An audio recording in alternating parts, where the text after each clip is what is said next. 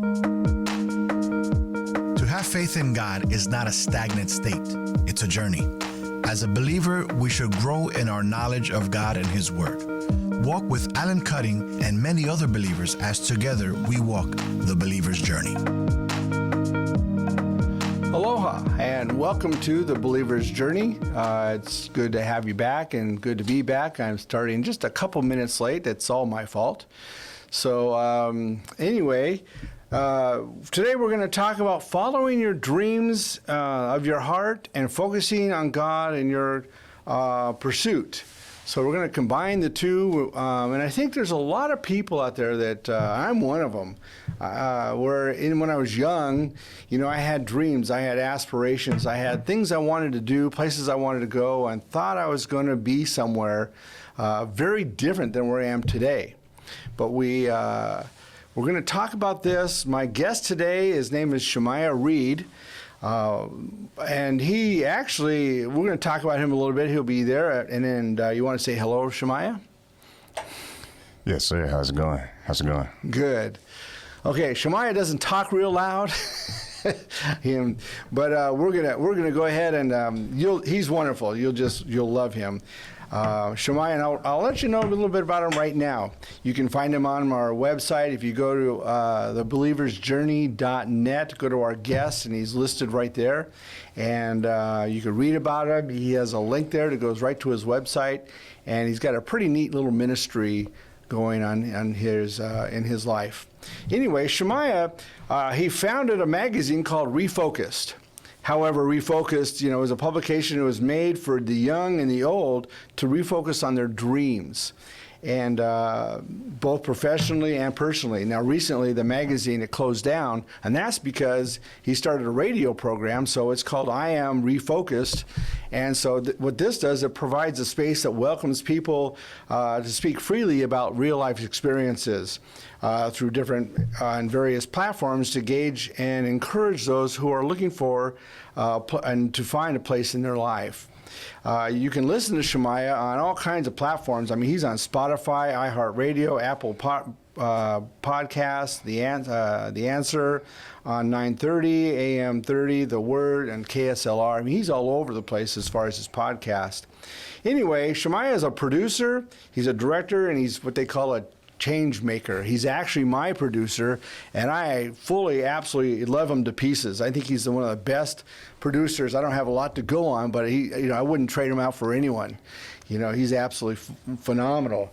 He's driven interest in the stories of people surrounding him. His journalism turns a lens on community to celebrate everyday inspiration in a plight to light the way for others to find the calling and pursue their dreams as passionately as he does.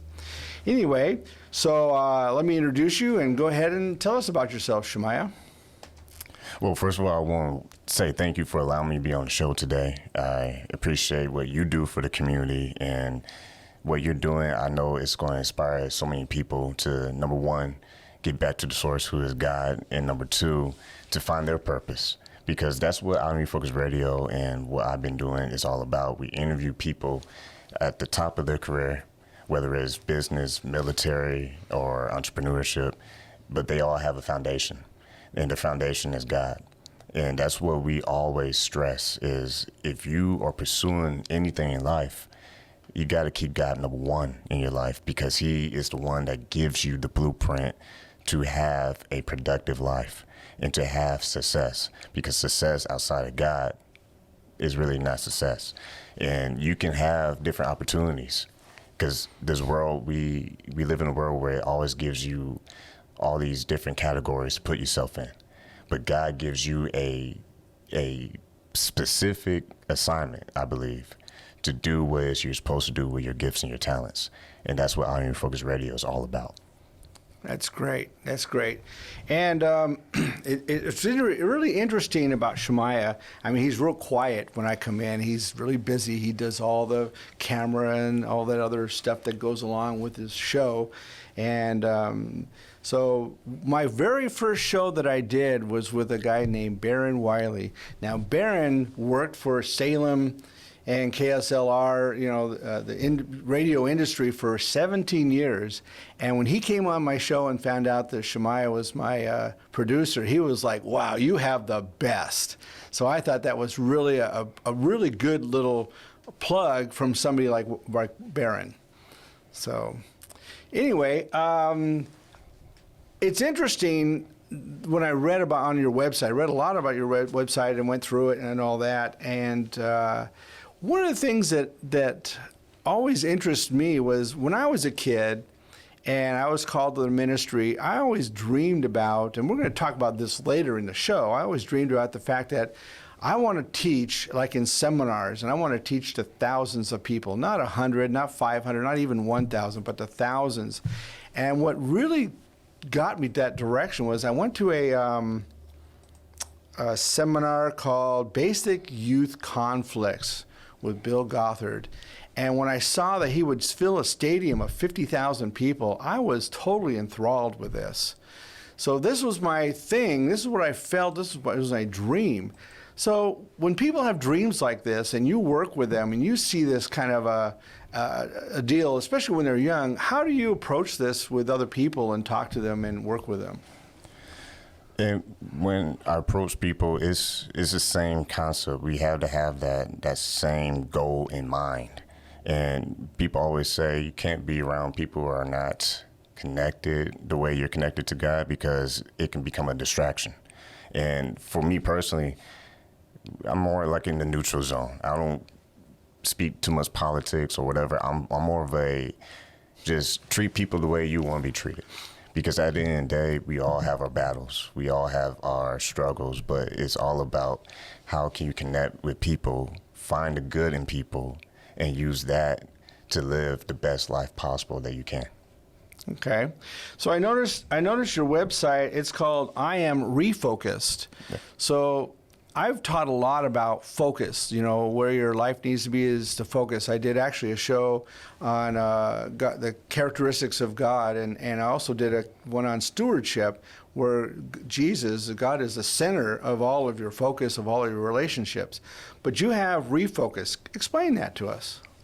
I'm glad you asked that, because on Refocus, it's a storyline where every day we have an opportunity to refocus on clarity. And how you get clarity, you have to have goals, because you can spend your whole life just being random and just going with the flow. But if you don't pick a specific target to hit, then you can end up spending your whole life just all over the map. And I'm Refocused is basically every day I can regain clarity. Mm-hmm. I can regain my purpose and what I'm supposed to be doing with my life, because everybody has time. We all have 24 hours in the day to do what we're going to do. But how you use that time is very important. So every day that you're focused on your goals and you're focused on the mission, the assignment that you're given, whether it's you're working this type of job or you're in this kind of career or you're in the military, you wake up knowing that there's something that you should be doing. Like there's a story of I believe it's a Navy guy who talked about when you make up your bed, if that's the first thing you do in the morning, you set the tone for the day, because now you made an accomplishment that if you have a bad day, you can go home knowing, okay, at least I made my bed up. At least I did one thing right today, because like I said earlier, no one's perfect. No one is going to have a perfect life. But the whole purpose of having a refocused daily mindset is, even if I do mess up, I have an opportunity to get it right. Well, what about like people who in career, let's say, because you have down here on your website, you work with people on a personal level and also on a professional level. So how do you deal with that on both levels? So from the personal level, people can be on chapter 3 versus someone else who's on chapter 300 in their career. So we interview people who can be in the beginning stages of starting a new career path or whatever. And then we have people who are veterans in their career. So the only difference, in my opinion, is they made a decision. At the end of the day, they made a decision. This is something I want to do with my life. And that's why we always try to interview people on all levels, because whoever is listening to that episode, they can be on, I mean, the listeners that are listening to us, they're all on different levels themselves. But as long as we are painting the picture, right, that this person made a decision that I'm going to make a move. Because it's all about action. If you're just making a random choice, hoping that things just kind of fall in place, that's the wrong way to live your life. And we always talk to people who tell their story, how they had people around them who help guide them to live a better life, make better decisions. And we always hear about coaches, life coaches. It's always important to have people around you who will challenge you to go to the next level. Because sometimes we can live our life just flat line. Mm-hmm. We're not being challenged. We're not being motivated.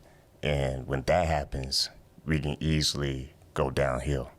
Because if nothing's changing, then you're going to get bored. And you're probably going to make some bad decisions along the way. There's probably a lot of people that live a flatline life. Yeah. So what kind of people, or who is it when you, on your show, what kind of people do you actually interview and have on your show?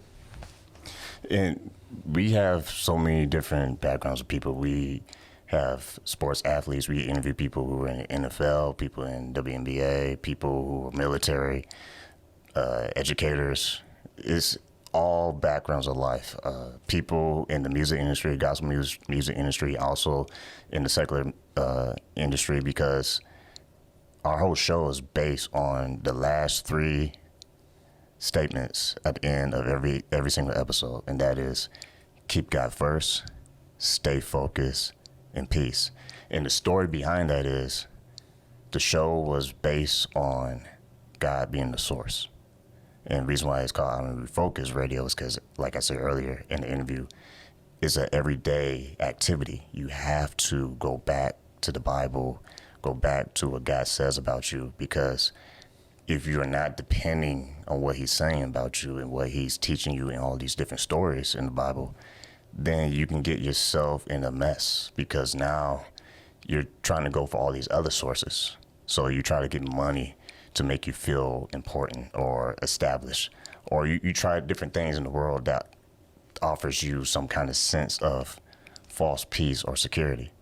But when we say keep God first, there's a scripture where it says, seek first the kingdom of heaven, all these things will be added unto you. Well, you can't have anything if he's not in the picture. Because if he created everything that's good, then you need him along the way. So that's keep God first. Stay focused. Touch on that. Stay focused is staying on that target. Because on your good days and on your bad days, you still have a choice. Am I still going to push through the tough times? Because right now, we live in uncertain times. But if you keep pushing through these hard times, you see yourself getting strengthened in ways that you never knew was possible. Because hard times, adversity, either makes you or it breaks you. So you got to stay focused on that target. And the last thing we say is peace. Because with peace, even through the hardest times, you know, the darkest chapters in your life, you still can find peace if you go back to the source, who is God, because God is the one that can get you through that. You can't get through it without him. Because a lot of times we want to fight by ourselves. We want to be that Superman or Superwoman or whatever. We want to fight the battle by ourselves, but you can't do anything without God. So tell us about your show. Because all I understand is you have people come in your show, you talk to them, but do you have like people who can call or write into you or your ministry or your program, and actually you can talk to them with an outline of, hey, you know, if you try 1, 2, and 3 or A, B, and C, there's a direction for you. I mean, tell us more about that. And when it comes to people, like you said, that can write in or contact us, we get feedback from people who mention, this helped me, this episode actually helped me because I was going through a rough time. And hearing that person's story of struggle, the person that we interviewed, it allowed them to say, okay, I'm not by myself in this. Because we're not islands. We can't survive isolated or by ourselves. We got to connect with people. We got to connect with like-minded people. And really, when you mentioned the 1, 2, 3 steps, every single episode, every single person we interview, we always go into that section of their life, because whatever was going on in their life prior to their career, prior to, I guess you can say, the good times or the best of times, whatever, most people that we interview, they have the same common thread. They face a challenge, whether it was personal choices or it was just life happened to them or whatever it was. Those challenges brought out the best of them because they chose to say, you know what, despite what's going on right now, I know who holds my future. I know who I can trust and who I can call on to help guide me out of this mess. And that's the key. That's the key. There's really no secret sauce to being successful, in my opinion. It's just if you stick with the process, God will slowly reveal what your purpose is in life. But you can't find that out trying different other things. You have to literally say, okay, God, what do you want me to do? Show me who I should be around with so that I can always grow. Because if you're not growing, then you're actually limiting your potential, what you can do in life. Okay. I remember one of the shows that I was doing with Gene Benedict. He was the counselor. I was on Love, Mercy, and Grace. I made a comment with him, and I said that I truly believe that the Bible has answers for every area of life, for every person, for everything. Of course, he agreed. And so no matter what or where you are in life, I do believe that the Bible has a layout for us. And how do you respond to that? And the way I would respond to that is we all have our flaws, and we all have times in our life where we can be at our best and at our worst. But like you just said, for every problem that we might face, he has a solution. Mm-hmm. And it's so easy to get clouded with our vision and with our thinking. But it's like the sooner you say, okay, I'm going to go back to the source, I'm going to go back to reading. Until you do that, it's almost like it just gets darker. And you just get colder and you get further away, and it becomes obvious, right, that you are struggling with something that you haven't dealt with. But until you deal with it, then you won't gain that clarity. Okay, this is what I should be doing. 1, 2, 3, whatever you read in the Bible, it can, like you said, it'll help guide you through that problem, because that problem is something that needs to be dealt with in order for you to move forward. Okay. Now, just for my audience, I have, because you're on the radio, so that's normally local, but I'm noticing if you're on Spotify or iHeartRadio, that's more of an international platform, correct? Yes. So I have about several thousand people that actually watch my show from Eastern Europe, let's say. We have literally 7,000 people that watch from Russia or Moldova or Ukraine, all those areas. It's just, for some reason, it's gotten big over there. So what could we tell the audience watching this program today, how they can watch your program, so let's say on Spotify? Where would they go to? Yes, on Spotify, any other platform, Apple Podcasts. On our website, IamRefocusedRadio.com, it has some buttons that you can click on, and it says, okay, if you preference is Spotify, iHeart, or Apple Podcasts, or even AM 630 The Word or 930 AM The Answer, it'll give you these little graphics that you can click on. It'll go right directly to there. And like you said, we do have people listening outside of the United States, And I think what it is, people out there, they're looking for answers. They're looking for shows and content online that can get them through the day and always be educated as well, because our show too, we have professionals who can help people get educated in certain topics, whether it's health or if it's business, marketing, whatever, but it all has a foundation of morals and principles that I believe people, if they don't have that in their life, they will always feel empty.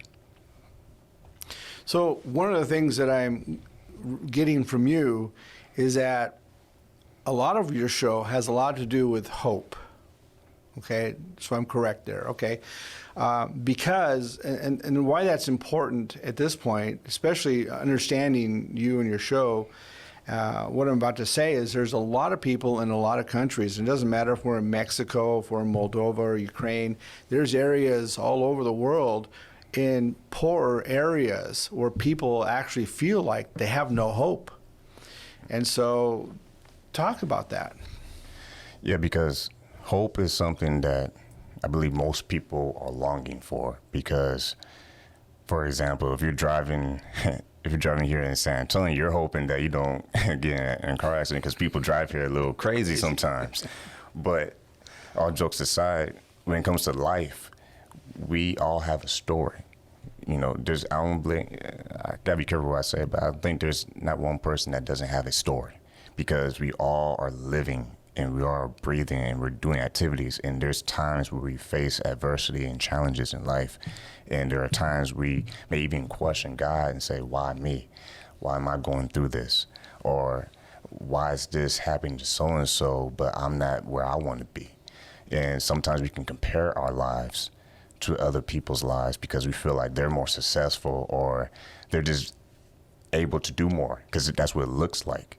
And there's multiple interviews on my show where I will tell people it's funny because it's almost like, if you're into sports, it's almost like you're watching highlight reels, like the top 10 countdown, the best plays of the week, but you don't see what that other person is going through to be able to reach those accomplishments, because you might see their highlights, the good things, but you don't see the sacrifices that they might have made behind the scenes. So if it's sports metaphor, it's all that time in the practice and studying the film tape to understand their mistakes and what they can be better at. I think with people, if you're not careful, you can start comparing yourself so much that you start losing time to develop yourself. Because like in education, in college, you have all these prerequisite courses you have to take before you're qualified to go to the next step, the next level of class. I think that's what God does with our life. Before he can take us to other places, we must master the level that he allowed us to be at right now. Like he plants us in certain places so that we can grow there. Because how useful can we be somewhere else if we don't take care of what we already have right now? Yeah. It's interesting. When I went to high school, my high school was Granada Hills High School in Southern California. And when I was attending, I was supposed to play football my first years, but I mentioned this on other shows. I cut up my arm really badly, and so I had this cast on my arm, and my hand was back because I cut all the extensor tendons, and I ripped out and chopped up the muscle that was in my arm here. So for the first year and a half, all I had was surgery after surgery, and I came to school with a cast with my hand back, like this. It's on this other. I can't lift my hand. So I got a nickname called Hand. But my whole goal, going to high school, I was excited because I was going to play football. I was going to be groomed, and that just didn't work out. I didn't get to play till my senior year. However, our high school football team, we won all state. We actually played against a team that where this guy went to USC. I think he got the Heisman Trophy and everything, Anthony Davis. And but we beat them. We beat All-State, and so I got to miss out on. I still played football, but not on the varsity. I played in the lower end. However, there was a guy on the varsity team, and he was All-State linebacker. He was amazing. He had probably offers from every college anywhere in the country. And I saw him one day, and I asked him about where he was going, and he said he couldn't continue to play football. And I said, seriously, why not? And he said he had some kind of a muscle disease or problem with his legs that the doctor said if he continued, he'd be in a wheelchair. And you could see the disparity in his face and in his voice, you know. But today, as you know, as Facebook does, you know, and you get to talk to your friends or speak or chat with them, this guy's amazing. He's an amazing Christian, and I haven't really talked to him about his career, what he's done, whatever. But I know that the things that he talks about, he's very upbeat. Life is great, you know. I think he just put on with his wife that they've been married so many years, and so whatever his focus was got refocused. Yeah. And you can see that his life, he's okay. I mean, he's doing just right. So I think that, you know, in stuff like that, and for me, you know, I didn't go into all the areas I did. In fact, when I was a senior in high school, I had a major grand mal seizure, which totally flip-flopped my entire idea of where I was going to go in life. And I had struggled with that all of my life. I'm 65, 66 now, and it's been something that's been there all along that I've had to deal with. But when I was going to college, I was upset. I was going to a Christian college, and we're having a revival, okay, and I'm angry with God. You know, why am I here? You know, and why is this going on? And this anger I've got to deal with. So I went to the chaplain and says, this is my problem. You know, I have a real problem with the fact that I am angry with God because why would he let this happen to me? And why does this happen here and there? And why do I take medication? Why is all this, et cetera, et cetera, et cetera? And the man, his name was Reuben Welch. I mean, he's probably the most phenomenal man I've ever met. He sat there in his desk on the opposite side, and he took off his glasses and began to weep and cry. I mean, really weep. And he said, I don't know, which was probably the best answer I ever received. Instead of, well, you know, God's will is this and that. Well, God's a permissive will. I'm like, what is all this garbage you guys are telling me? It was terrible. Yeah. You know, my own pastor, you know, well, God's permissive will. Don't give me this garbage. But this, I don't know, and he's crying. He says, my daughter, and she was like 27 years old, and she lived in this convalescent home, and she's mentally retarded. And I just thought, oh, my word, that's terrible. And I felt so bad for being so upset. And he taught me about not asking why so much, but asking, well, ask God how he can use you instead of asking why. And that turned my whole life around.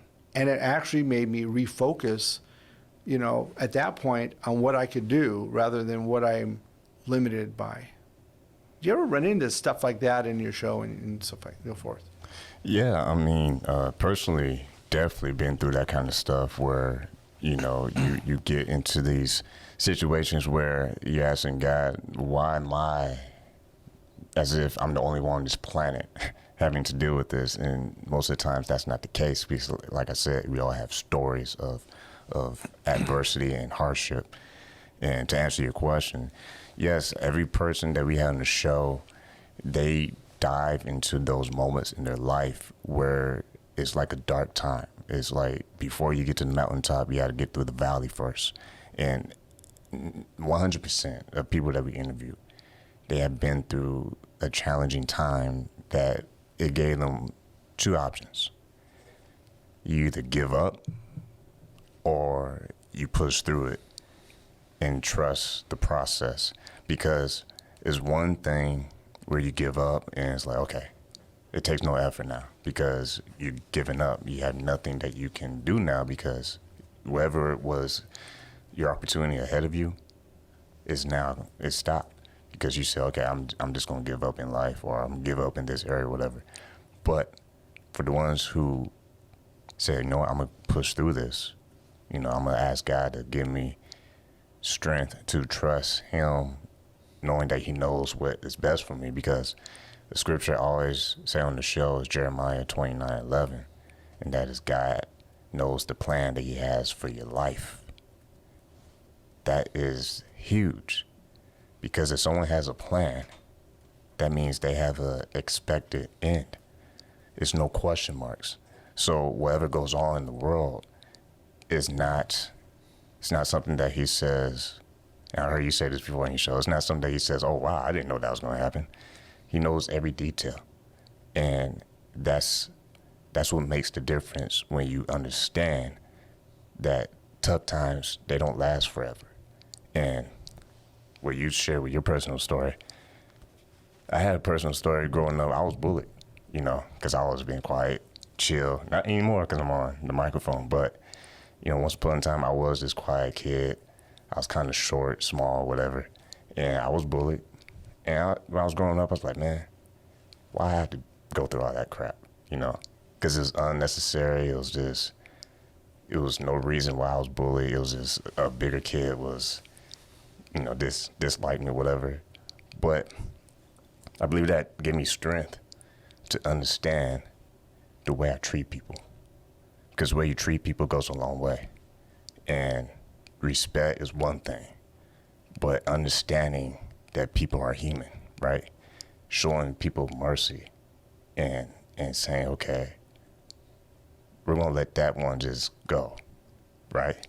Because I guarantee you, I might have some things in my life where I wasn't a good person towards someone else. So if I want that mercy, like the Bible says, you gotta treat people the way you want to be treated. Yeah. I mean, there really has something, you know, I want to put a plug in real quick here. When I was talking about Reuben Welch, on my website, I have these books that I recommend, and that one of those books is from him. I believe it's he's renamed it because he's come out with different 1, 2, or 3 versions or whatever. It's probably the same version, but it's called We Really Need to Listen to Jesus. There's another one called Listen to Jesus. And if you click on it, I think it takes you to Amazon, and you can buy them for a few dollars. If you happen to need one, can't go there, I actually have several copies I bought one time for a class that I never did give out. So I have about 10 copies on my bookshelf. So if anybody would like one of these books, you know, let me know. Contact me somehow, and I'll be glad to send it to you. Or if you're locally here in San Antonio, I could be glad to give it to you. I should be going to Moldova in several months from now, and if you need one, I'll bring it if I have it. So, because in here, he says something really cool, and this might be something good for you to understand. He goes on in his book and talks about this very thing, about asking God why, and instead we should ask him, how do you want to use me? And he says this: when we ask God why this and why that, it's almost like we're saying to God, yeah, you're the creator of good, but you're also the creator of bad. And he says we need to get away from this why, because it's not correct. It's not a good thinking, not good theology. So when we go into how do you want to use me, it totally changes our focus. You know, what do you think? Yeah, I agree with that 100%, because like we've been kind of saying throughout the show today, is hard times come whether you want them or not. There's no way you can say, you know, God, don't let that happen to me because, you know, I'm a good guy. Or, no, bad things happen to good people, and hard times, it hits everybody. No one can be skipped that day or whatever. Like, there's seasons in life where we can be challenged. And I think if you allow yourself to be used by God, you may like some of the days, and there might be other days where you're just like, man, why? You know, like you're saying. But like you said, if you catch yourself and don't say why, but how are you going to use this to educate me and help me learn my flaws or my undealt with situations I need to deal with. Because a lot of times, if you're going through, it could be because you're being shown your flaws. And It's not that you're gonna be perfect, because no one's perfect, but it gives you opportunity to learn, okay, where can I be better in my life? Because you gotta be careful, because there's nothing wrong with trying to be better, but if you try to be perfect, I think you overwhelm yourself, because at the end of the day, everyone's a human being. Well, not only that, if you're trying to be perfect, which none of us are going to be Jesus, we're going to fall short, and then we're going to feel guilty. Then we're going to have this bad stuff going on in our mind, and that's not what God is. I mean, he wants us to be holy. But, if we make a mistake, that's not what we're talking about. And that's what the Bible's talking about, our mistakes. It's changing our heart and our attitude to look at the moral compass of what God is all about and try to attain that. So when Paul says, for me to live is Christ, he's looking at that moral compass. He's looking at that thing of, I am looking to be holy. I'm looking to inherit and live in love and forgiveness and so forth, all the characteristics of God. It's like I said, in the Holy Spirit, you look at all those, the 9 areas of, the fruit of the Spirit, we're talking about the very character of God. And that's what we're trying to pursue, is that character of God. So that's, yeah. And also to add to that, I would say too, when you are getting better, because when you're getting bad, or worse, I should say, when you're not doing things you ought to do, right from wrong at the end of the day. And I think God allows you to understand if you're drifting away from him. Because at the end of the day, we all have choices. And you watching this or listening to this, you can feel bad when you make mistakes. But if you're feeling bad, then that's a sign. That's a sign that he's probably trying to pull you back on track. And he's trying to help you refocus on what you ought to be doing. And there's times where you get frustrated and you just let life happen because you're just frustrated. You're like, oh man, I had enough. It's like, whatever. Yeah, I've been doing the right thing for all these years or whatever. And you end up getting yourself in mess. And if he allows you to get back on track, then that's his mercy, because he's basically saying that you belong to me, and I'm gonna give you the tools for you to move on from that. I have a few scriptures I want to read that in looking at today's talk about our dreams and focusing and so forth. One of them is from Psalms 37 verses 4 and 5. It says that delight yourself in the Lord, and he will give you the dreams of your heart, and the desires of your heart. Okay, and even other than that, going back to another passage, another scripture in Ecclesiastes, I believe it's in chapter 8, Solomon talks about eating, drinking, and being merry. Okay. However, before that verse, he talks about living righteously and the way God wants you, because that's really where it's all at. And he goes on and talking about eating, drinking, and being merry is nothing about going out and partying and doing all those crazy things. It has to do with, hey, live life and be joyful and happy. Work hard and do what you need to do, but do it in the focus of living righteously. Do you find that, is that part of your ministry that you look at and talk about? Yes, I would say that is everything to what the show's mission is to help people refocus on what God really wants for them.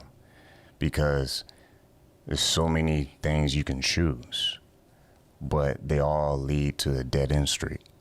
Because I believe God he's the only source of what you were just talking about, of happiness and fulfillment and joy and peace. Because at the end of the day, you can try all these different things, but I say a few times, it's temporary happiness. It's temporary whatever, fulfillment. Because if it has nothing to do with your life purpose, That's the only thing that God can give you personally. He can give you that purpose that even through the tough times. Because here's the thing. Just because you're claiming to be a Christian or whatever, it doesn't mean you're going to have the best life ever. It just means that you simply have a security that even through the good times and the bad times. Because some people think, oh, everything's going to be perfect. You know, you're a Christian and nothing bad ever going to happen to you because it's like abracadabra and poof, I'm happy again. You can go through your best days and your worst days, even as a Christian. Yeah, there's a teaching recent, and it's I've seen this more and more. And I guess the more I've been sitting on Facebook, the more I'm seeing some of this too. But I'm hearing this when I visit churches and stuff like that. And what I'm hearing is people think that because God is love, that when, because he's love, he wouldn't let us go through bad times. So for example, when we're in the end times and we look at the tribulation coming, there's a lot of people think, well, God wouldn't let us go through any of that, so he's going to have us raptured first. So I have to, and I don't usually comment on a lot of these, so if somebody said that, oh, don't worry about it, we won't go through any of it because, we'll be raptured first. So I wrote in there, the Bible doesn't say that, And what I teach is that you need to be prepared and have your relationship on a good foundation just in case, however it works out. Because one thing it does talk about is that you don't want to take the wrong mark or do the wrong thing through this period, that you need to be prepared. And that, I think, is huge. There's a couple other scriptures that's kind of cool. One is in Psalms 24, and it says that, may he grant you, we're talking about God, may he grant you your heart's desire and fulfill all your plans. And then what you just mentioned, I think, is good, because I have this as a scripture too in Psalms 55:22. It says, cast your cares on the Lord, and he will sustain you. He will never let the righteous fall. I think that's huge, because I think that if we are, because I know people who have a business and they're Christians, and so they wonder, why aren't I becoming more successful? Why am I struggling? Why am I working hard and I'm not becoming rich like the guy down the street? And I might say to them, well, how much are you really living a righteous life? You want to claim Jesus, but you want to do your own thing. And the two don't work together. I mean, you can't have both and think you're going to be successful in him if you're not going to really give him center focus of all your life. I don't know. What do you think? I think people, like I said earlier, we have all these options on the table. We're living this life. And every day you wake up, you have emails, text messages, you have news, you have social media, you have all these things pulling for your attention, pulling for your eyes, your ears, and everything like that. But at the end of the day, God always wants us to give our attention to him. And when I say that, I'm not saying that you need to be a robot and say, okay, 9 o'clock a.m., I need to stay in this room for, 2 hours and read and, write a summary and tell everybody about it. It's not a robotic relationship. And if you make it more personal, you can talk to God just like you talk to your, family, friends, and say, hey, how you doing, God? That's me personally. I don't know what everybody else thinks, but me personally, it's like you're just trying to have that personal relationship because that's what he is. He's personal. And as long as you are trying to connect to him, he's waiting for you to connect to him because he wants you to be connected to him. And the reason why he wants you to be connected to him because he's the source. If you try to disconnect from him, that's where all your problems start, right there at that moment. As soon as you disconnect yourself from him, now you're on your own, if you think about it, because now you're gambling and thinking, okay, I can get by without him. But that's not the case. Yeah. It's interesting in my story, especially about the seizure disorder, but both situations, and I've had other situations in my life where, I'm knocked down flat on my face, and I just it's all about getting back up and brushing off and moving forward. But I've noticed, even Jesus, when I mentioned my last show with Steve Murphy, I mentioned, when people go through hard times and hurt and pain, they need to realize Jesus went through hard times, hurt, and pain. I mean, he was beat and whipped and made fun of, and people didn't accept him and wanted to kill him all through those years that he was in ministry. And so I really believe that if we understand that, then when we go through, or you go through hard times, it doesn't mean that God's not there, and it doesn't mean that God's turning away from you. He may have something for you. I believe that, the things that I went through that made me the person to be able to reach out because of those things, to be to minister to others because of those things. I think that it made me a better person to talk to people who've gone through harder situations. And I think in Jesus' case, it really says a whole lot. I mean, look at Paul. Paul went through all kinds. He went shipwrecked. He prayed for something that God says, no, that's all right. I'm not going to heal it. I mean, and then Paul went through stuff. He was in jail, for a lot of years. And yet he ministered. If he wasn't in jail, we may not have the New Testament the way we have it. I mean, he wrote 2/3 of the New Testament, and he wrote a lot of it in jail. So I really believe when we look at that, we have an abundance of a resource. I mean, when I look at Joseph in the Old Testament, who spent all those years in jail, and if it hadn't been for all those times in jail and the things that he went through, he probably wouldn't have been there to save Egypt or Israel when they went through all that famine. And God had a purpose for that and used him, and Joseph saw that. I think that's where we need to look at, and I'm going to do this plug in about refocusing. I think that has a lot to do with it, is focusing on him to refocus on your own life, to say, where do I need to be used? What do you think? Yeah, I agree with that, because at the end of the day, we will go through life. It's not like you can just go home and just sit there and say, you know what, I'm going to be in this bubble and not live. I'm just going to try and keep myself perfect and not live. Well, you still have to live life. And the main thing is, when you talk about what we're talking about, is not just also refocusing, but the title of your show is the journey. It's a life journey that we're trying to live every day. And we want to try to live it better than we did yesterday. I mean, I think most people have a goal, at least minimum, that I want to have a better day than I had yesterday. I don't want to have repeat issues and repeat problems. But there's some things that are beyond our control, and we have to learn to be okay with that. Because if you know who is going to have you in the right path and protect you in that right path, then there's some things that, even though it's beyond your control, you can still focus on the fact that he's still in control. Yeah. Solomon says something in Proverbs 3, 5, and 6, and I think this hits right here what we're talking about. It says, trust in the Lord with all your heart and do not lean on your own understanding. It says, in all your ways acknowledge him, and he will make your path straight.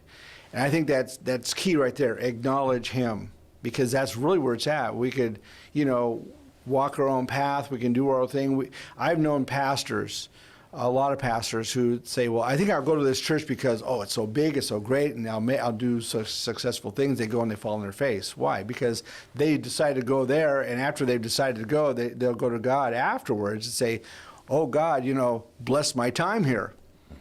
Instead of going to him first and saying, okay, Lord, this is the situation. Do you want me to go? If you do, show me. Open the door, the window, however it is. If you don't want me to go, close that door. But sometimes we tend to force those doors open, and we do what we want. Then we want to ask God to bless what we did, when he's like, what, are you kidding me? I don't know. Yeah, because what you just said is very important, because going back to what we've been talking about the whole time, if you try to do it your way, it may feel good at the moment, right? Mm-hmm. And I like what you just said, because if we try to do our own thing and then ask God to bless it or be with us or whatever, it's backwards. Because if he planned your life, then we have to follow his plan. We can't make our own plan and call it legit and this is the way it's going to work. No, if he knows your plan, you can't call the shots. Yeah. The most successful pastor I've ever met, his name is Lon Ekdahl. He is my surrogate father. He is my mentor. Okay. He's got a book that I recommend on my website, To God Be the Glory. And there's something in that book that's very, very consistent. And even though I say he's probably the most successful pastor, you know, he didn't pastor 5 and 10, $15,000 member churches. He pastored 100, 500, 300, 200 member churches, smaller ones, but he was totally successful. Why was he successful? In his book, he really says how he was successful. He basically said when somebody went to him to go to a church or go somewhere, and he was like, I'm not sure I want to do this, or I don't want to do this, and the first thing he would do is he would go to God and pray. God, show me. Do you want me to go here? And if not, close the door. And when God would open the door, he followed through with it, went there, and that's how he became successful, is because he followed and opened the doors that God opened for him. And I think that's what's key. And it doesn't have to be a church of 25,000 or 10,000 or 5,000. I don't think that's what makes you a success. It might in the world's eyes, but I think in God's eyes, it's are you following exactly what he's opening for you. There's a key thing that you mentioned when you said open doors and closed doors. I think that's something that we have to pay attention. We have to pay attention to closely, because if he closes a door, I'm guilty of it. Sometimes I'm like, why you close that door? That probably would be a great opportunity, or that's something I wanted, or that's something whatever. But a lot of his closed doors can be protection too, because once again, the plan that he has for your life, some doors he's not going to open because those doors weren't meant for you. Like, they're not for you. And we can't try to force to open a door that's closed, and we can't try to close a door that he wants open. Because, like I said earlier in the show, sometimes he will plant you in places and you ask him, why am I working here, or why am I doing this here? Because you are allowing yourself to get distracted, because you could either be comparing yourself to someone else, and you might be saying, well, I want to be doing what they're doing because they look like they're having fun, or they look like they're more successful, or whatever your reason might be. But if we do the best that we can where he has us, then we can trust that he wants the best for us. I have to tell you a little story. About 10 years ago, I had a missionary come out, maybe it was a little before then, 10, 11 years ago, and he came to our Bible study, and I was in a Dean Rush, this guy was our leader, and the missionary came in, and this was Radu, and I've mentioned him a few times, the missionary in Moldova, came, and so he spoke to our group and wanted to meet with us individually, and so Susan and I said, yes, we'll do that. On the way home, I explained to Susan what I felt about this and that, and should we support this guy? And so we already agreed before he even came over. Well, we did, and so forth, and he left. And the next year or so, he came over and he stayed with us, and he came to my Bible study, and he listened to me. And when we came back to my house, he says, oh, my word, you need to teach at the Bible seminary in Moldova. And I'm like, no, I don't want to do that. He goes, no, really, you're so good. I said, no, I really don't want to do this. I'm not interested at all, And he's like, and so he decides to call the president of the Moldova the seminary there and tell him about me. And it was like a few months later, the president is here in San Antonio. He's already, has a group following him here. Ray Jones is one of them. And so I get a call from him, and he wants to meet with me at IHOP. And so we met with IHOP, and he talked and so forth, and he needed a teacher. So I told him what I can do, and basically most anything, and we're trying to figure out. Well, long story short, I ended up going, and I ended up going right away because he had a cancellation. And I accidentally booked it a week too soon, because we're talking about a date in May, but I went in December on the date I thought was in May and December. So when I mentioned to him, I booked it for a week early, he says, well, you're going to have to find something to do. So I didn't know what to do. I contacted Radu, who's with Campus Crusade, and stayed with them. Well, they put me to work. And if it hadn't have been that I went to Moldova and went a week early that I didn't want to do and stayed until Christmas Eve, I was there for all that time, I wouldn't be going there. And the ministry that I have seen, that I have been witness to, that I have been now a part of, is totally phenomenal. And really, it's funny because it was totally by accident on my part, but I should have known better. And I'm wondering, well, how much did God really have to do with this? And really, he opened the doors to something bigger than me over there. And now other people here in San Antonio go there as well now, and they support the ministry. And it's an amazing thing. And God is working in Moldova just leaps and bounds. And I just love these people. I've taught at the seminary several times, and the people have graduated now. A lot of them are like pastors or youth pastors of other churches there, and it's just so neat. But still, the opening of the door that I really didn't want to go to, and I wasn't going to go except for when they took it, out of my hands and called me.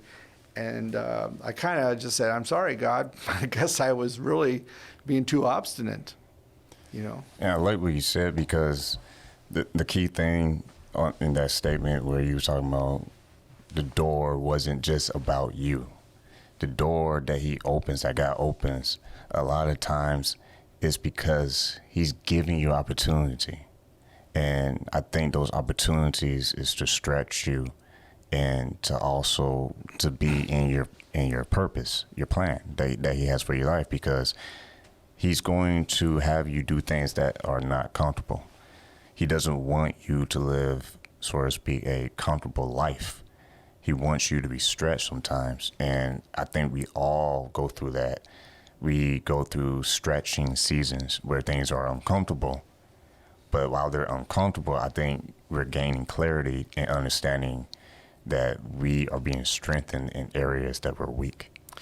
In fact, it's really interesting because even this show, I wasn't sure I really wanted to do it, and God, I saw the doors open with this. It was kind of really cool. However, a few days ago, I checked on my last video I did, which was about becoming like Jesus, part 2.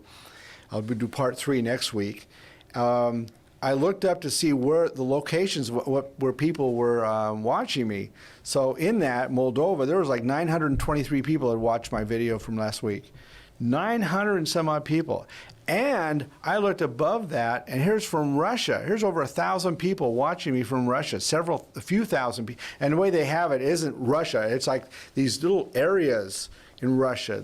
They call them oblates or whatever. And I had no idea. How do people there know who I am? Except for in Moldova, they have a lot of connections to people and family in Russia.